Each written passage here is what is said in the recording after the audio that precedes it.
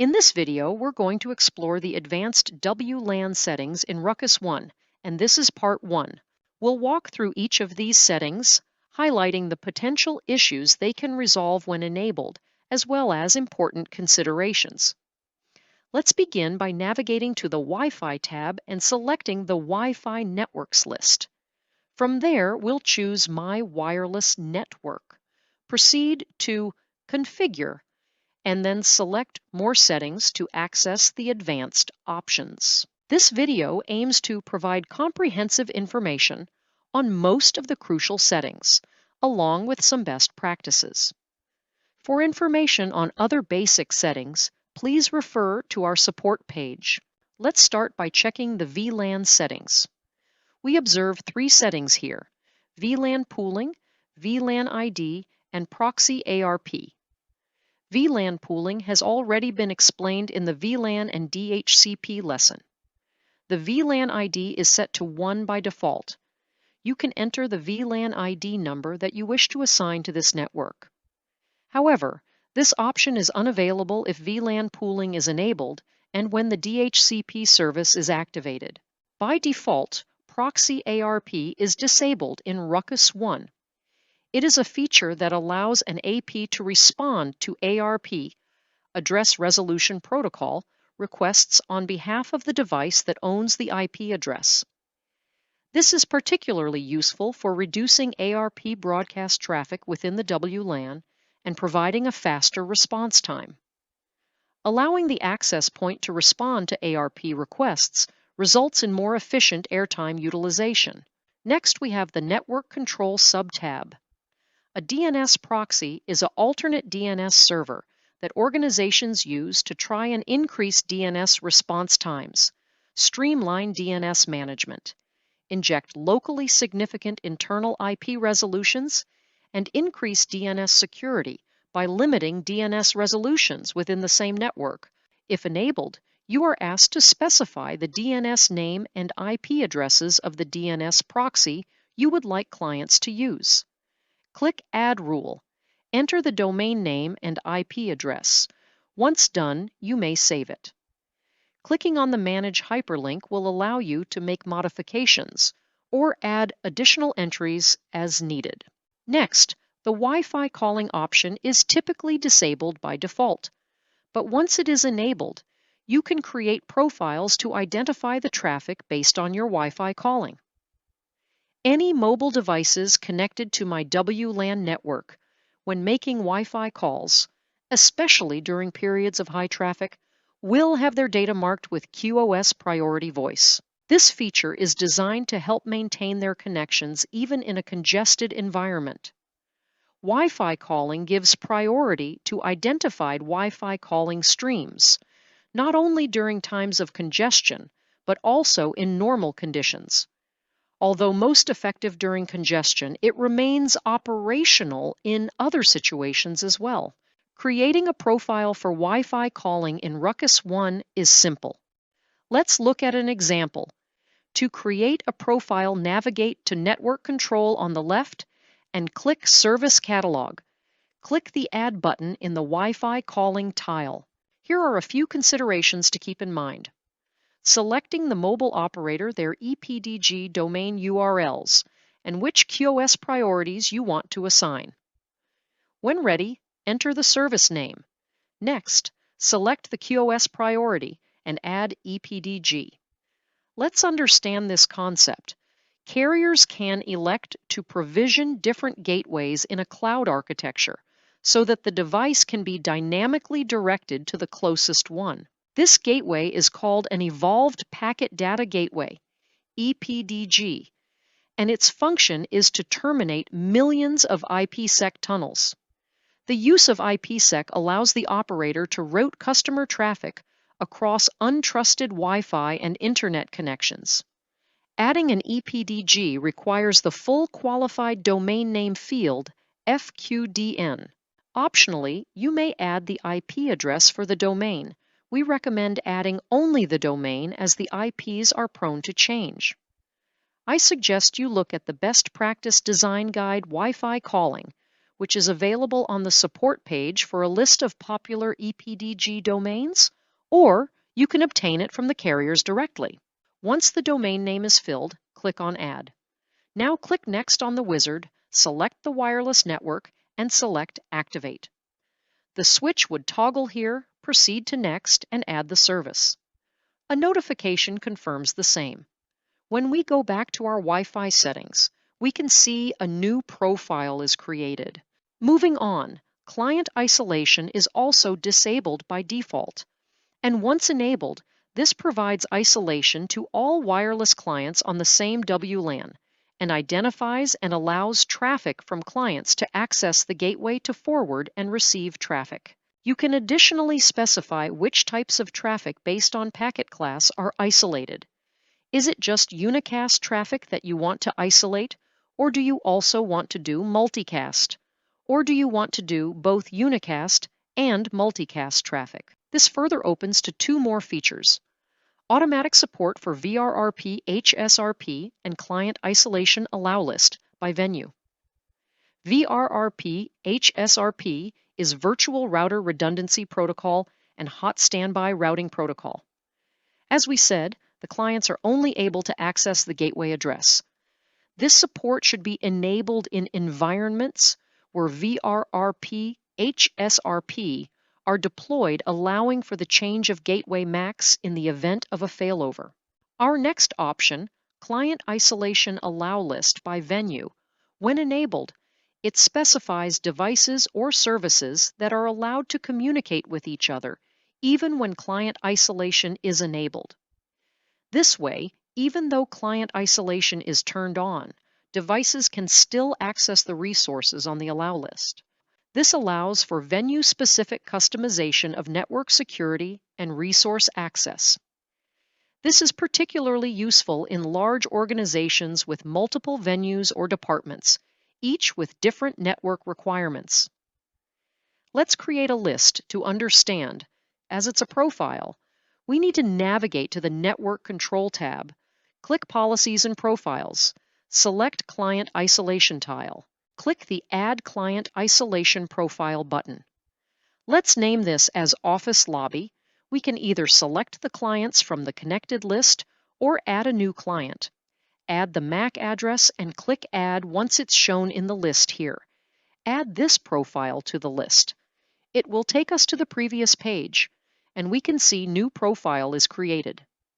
Now we can go back to our settings, and from the drop-down, we can select this client for the venue mentioned.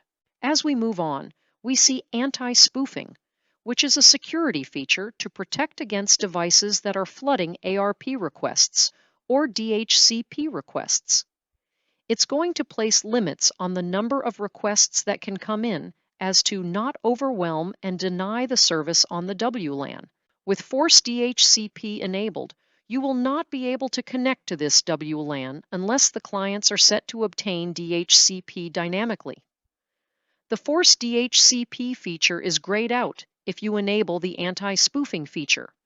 However, enabling both Force DHCP and anti-spoofing together can be done by first enabling the DHCP option and then enabling the anti-spoofing. Here's how it works. Force DHCP setting ensures that all devices on the network must obtain their IP addresses via DHCP, preventing devices from using static IP addresses that could conflict with the DHCP server's assignments.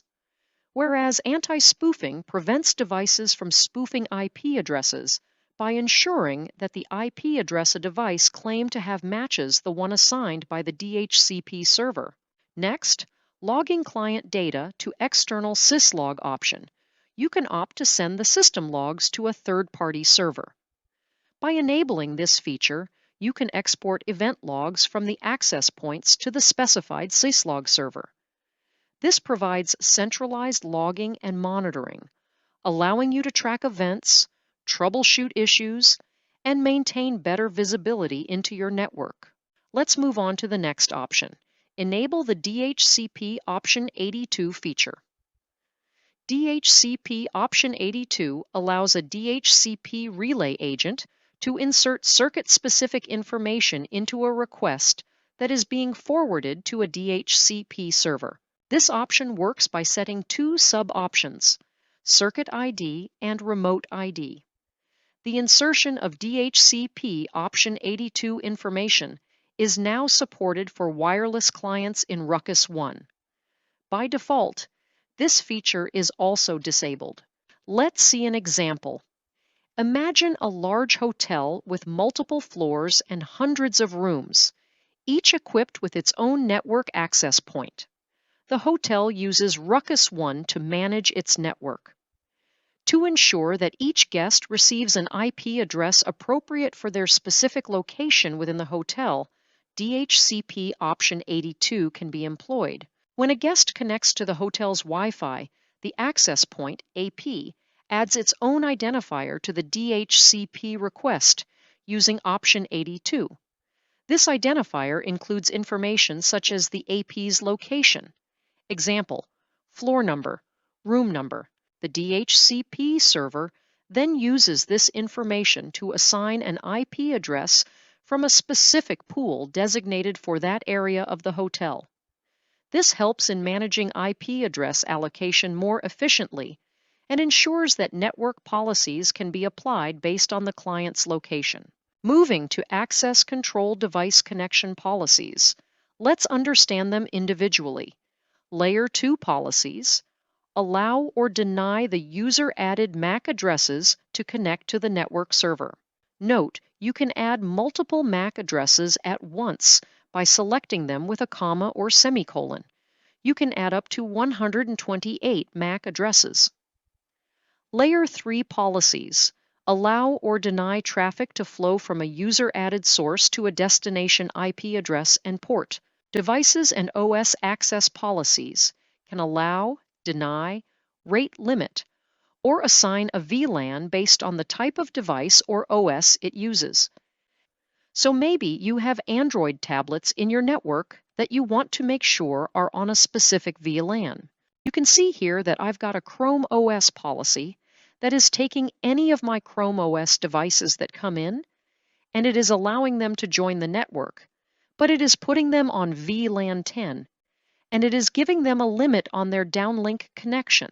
Well, if this customer or a Chrome OS user were to call in and tell me that the connectivity was slow, we'd have to figure out what they were doing.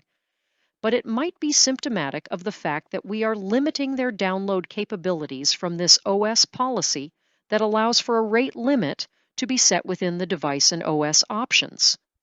This allows us to configure maximum upload rate limit and maximum download rate limit using the slider for the identified OS within the policy. Application policies can allow, deny, rate limit, QoS limit, or prioritize applications on your WLAN. Say you have an application that you want to block from your WLAN, or you want to rate limit the specific application. Because it is taking up too much bandwidth, you can certainly do that, on the access policy for applications as well. Moving on to client rate limit option allows us to configure maximum upload rate limit and maximum download rate limit using the slider. Maximum client rate limit ranges from 1 megabit per second to 200 megabits per second and is applied to all users within this WLAN. Now let's move on to the next tab in the WLAN settings, Radio. Load control. We have this option available for all radios or only between APs. Both settings are inherited from the venue and are enabled by default, but can be overridden on a per WLAN basis. Max rate provides a drop-down to adjust the same. Max clients per radio. Limit the number of clients that can associate with this network per AP radio. Default is 100. The first option here to enable load balancing between 2.4 and 5 GHz radios will look to take client connections that are incoming and distribute them across all available bands. You may have a 5 GHz capable client that is using 2.4 GHz because load balancing has determined that the 2.4 GHz radio chain is underutilized. Now, in other Ruckus products, Smart Zone and Ruckus Unleashed, There has been configurable percentages that you could apply to each one of these to make sure that a radio band never got more than, let's say, 25% of the client load. That is not currently a feature that is in the Ruckus One UI. If there is a scenario where you want to maximize the 5 GHz capabilities on your WLAN, you may look to disable load balancing between these radio chains so that the clients can make the decision completely themselves. The second option here, to enable load balancing between APs, will look to distribute client connection across APs that are underutilized in your environment. If you have a WLAN that is serviced by multiple APs, and one of those APs is underutilized, but is still a good match for RSSI and SNR for the client, it may look to push that client over to help improve the performance of your WLAN. Next, under data rate control, we see two settings: the BSS, basic service set, min rate, management transfer rate, and the OFDM only, which disables 802.11b. BSS min rate defines the minimum rate at which a client must be able to establish to connect to the WLAN. The management transmission rate is the rate at which management frames, such as beacons and probe responses, are sent. A higher selected rate results in a shorter range for demodulation by clients, which means a smaller radio frequency cell or reduced radio range effectiveness. In BSS min rate, the only options are 12 Mbps and 24 Mbps, with management TX frames fixed at 6 Mbps, and is grayed out if OFDM only is enabled. When you adjust the BSS min rate to 12 or 24 Mbps, the management TX rate also adapts to the same value, but it's fixed and cannot be modified. The clients that operate using only 802.11b will not be able to connect to the WLAN. So this would not be something you would want to enable if your WLAN had older legacy clients joining it. But for my WLAN, I have specified 24 megabits per second.